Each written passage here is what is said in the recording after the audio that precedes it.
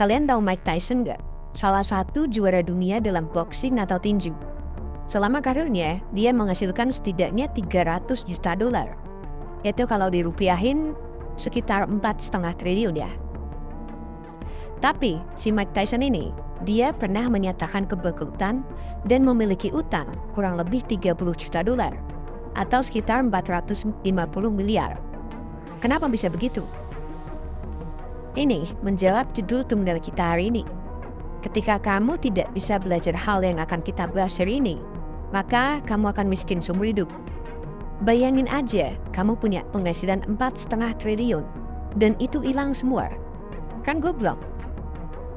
Kamu bisa nyari uang sebanyak-banyak ya, tapi ketika kamu tidak bisa memanajemen duitmu, maka kamu akan selalu miskin.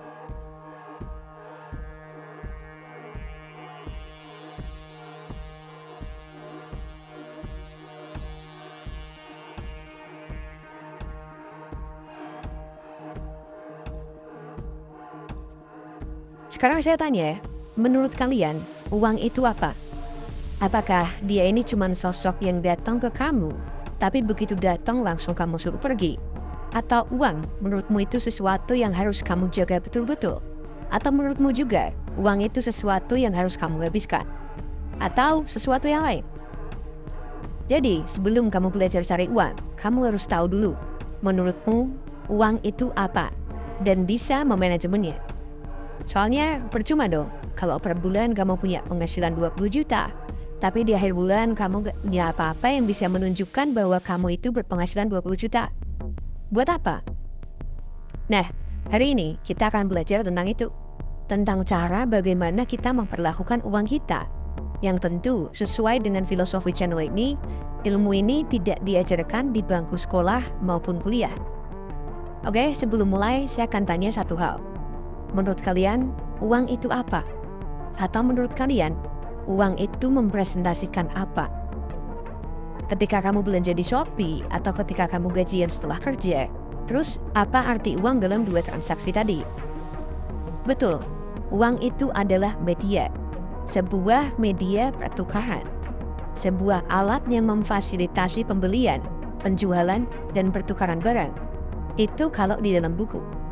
Kalau menurut saya, uang itu adalah nilai atau value. Contoh simpelnya, di antara banyak warung nasi Padang, ada yang harganya 10.000 sampai 75.000 per porsi. Warung yang kalian beli itu melambangkan penilaian kalian terhadap value nasi Padang.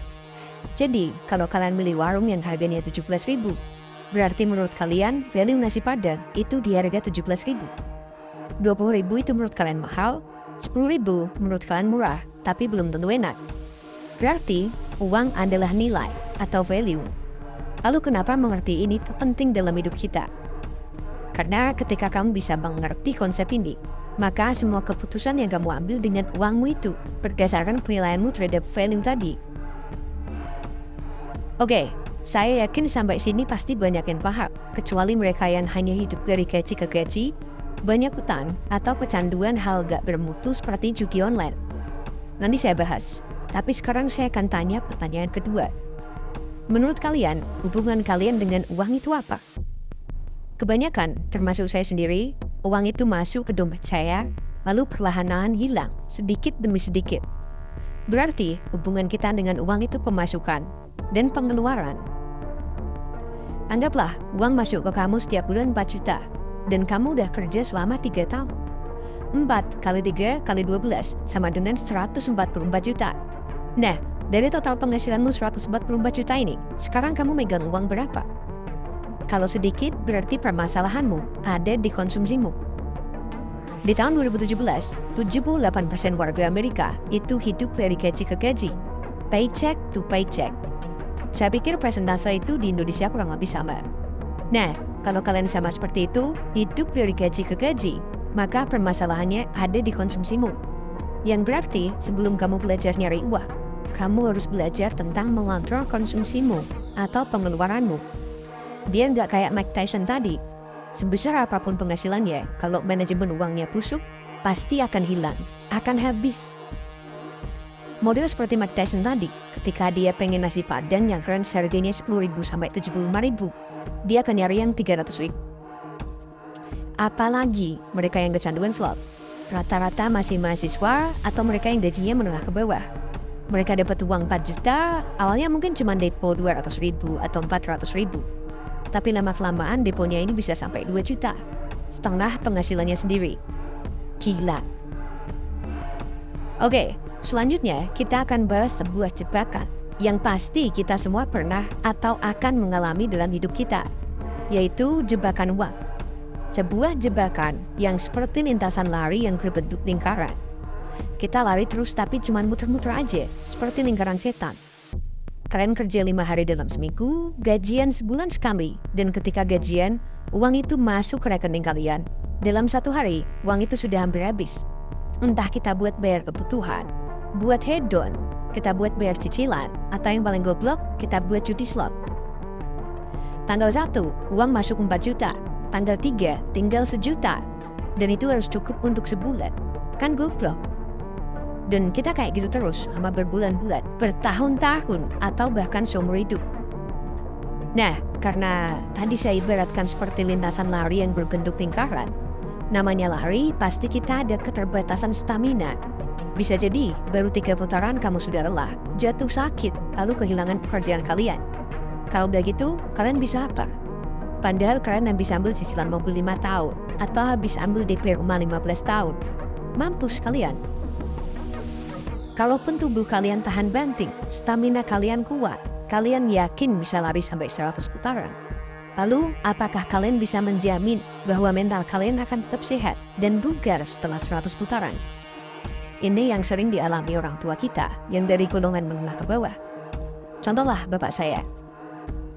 Beliau bekerja dari usia muda, jadi tentara ketika lulus SMP. Karena beliau dari Tamtamba yang pangkat awalnya prajurit, otomatis sangat susah untuk jadi bintara, apalagi perwira. Dan menurut cerita bapak saya pun, zaman dulu untuk naik pangkat itu ada 2 cara. Pertama, dapat prestasi dari berangkat perang, atau kedua, nyogok komandan agar bisa disekolahkan ke sekolah bintara atau perwira. Zaman dulu masih kuat sekali korupsi dan nepotismenya. Selain itu, cuma perlu nunggu waktu 4-5 tahun untuk menaikkan pangkat normal.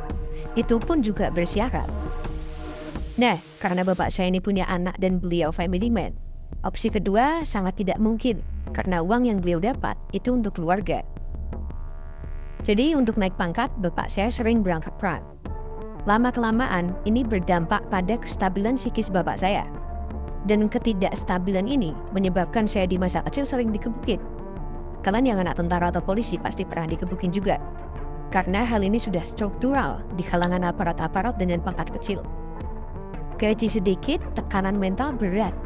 Salah langkah sedikit, disuruh berangkat perang atau dipindah tugas. Jadi kesimpulannya, mungkin beberapa dari kalian, seperti bapak saya, fisiknya kuat, tapi lama-kelamaan pasti akan berdampak pada mental kalian. Oke, jadi kita lanjut lagi ke jebakan uang. Kalau sekarang kalian menyadari bahwa kalian masuk ke jebakan uang, maka kalian harus segera cepat keluar. Caranya adalah memperbaiki hubungan kalian dengan uang. Langkah pertama yang bisa kalian lakukan adalah menulis semua pengeluaran kalian. Dari mulai sewa kos atau biaya tempat tinggal, biaya transportasi, biaya makan, biaya kebutuhan, biaya hiburan, dan seterusnya. Intinya, kalian harus memahami diri kalian, pengeluaran dan konsumsi kalian.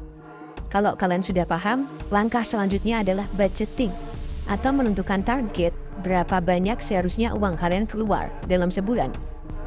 Kalau kalian sudah menentukan budget kalian, maka secara sistematis harusnya kalian sudah bisa memilah mana yang nggak penting dan menghapus hal itu dari pengeluaran kalian. Nah, nanti uang sisanya bisa kalian tabung atau investasikan, semisal kalian belum berani berbisnis. Ini ya, saya kasih proyeksi untuk 7 tahun ke depan. Nanti, di 2030, puncak bonus demografi Indonesia, ekonomi itu akan semakin sulit.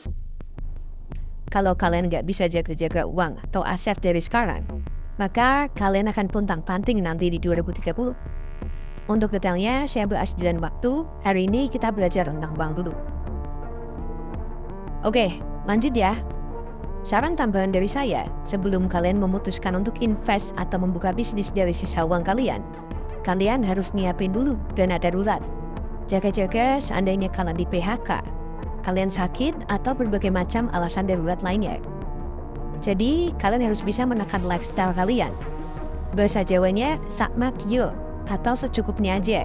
Jangan malah kalian hidup dengan lifestyle yang jauh di atas gaji kalian. Kalau kalian kayak gitu, dalam 1 tahun aja, saya yakin kalian akan terlilit hutang. Tapi jangan salah ambil kesimpulan. Saya nggak bilang beli mobil mahal, perhiasan, iPhone 15, dan barang-barang mahal lainnya itu tidak berguna. Yang saya maksud itu, belinya sesuai standar gajimu. Atau kalau memang beli yang di atas itu, pastikan kalian udah nabung dulu dari lama, bukan dari gaji kalian bulan itu. Jadi ya, kembali ke kalian.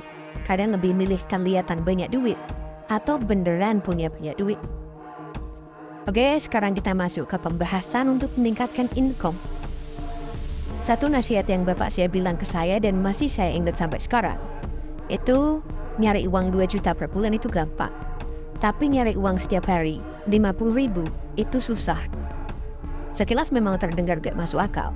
Karena kalau kita nyari uang setiap hari 50.000, dalam 1 bulan kita cuma dapat 1,5 juta. Tapi kemampuan cari uang setiap hari itu lama-kelamaan akan berkembang, berevolusi dari yang sehari 50.000 meningkat jadi 60.000, meningkat lagi jadi 70.000, dan seterusnya. Dari pengalaman saya terhadap uang, menekan pengeluaran itu jauh lebih mudah daripada meningkatkan pendapatan.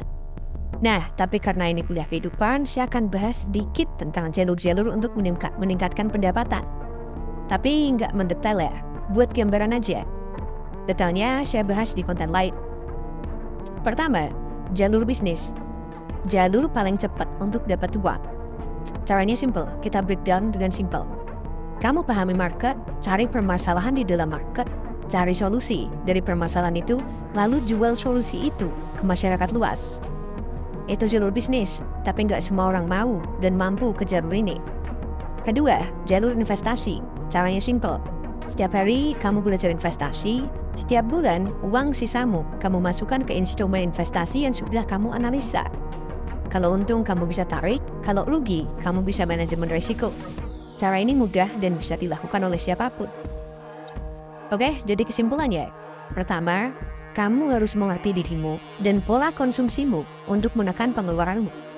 Kedua, kamu harus menentukan budget atau budgeting. Ketiga, uang sisamu kamu gunakan untuk mencari jalur lain dalam menambah pemasukan. Simpelnya sih kayak gitu. Kalau prakteknya kembali lagi ke kalian. Bisa apa enggak? Oke, sekian dari kuliah kita hari ini. Jangan lupa like, share, dan subscribe.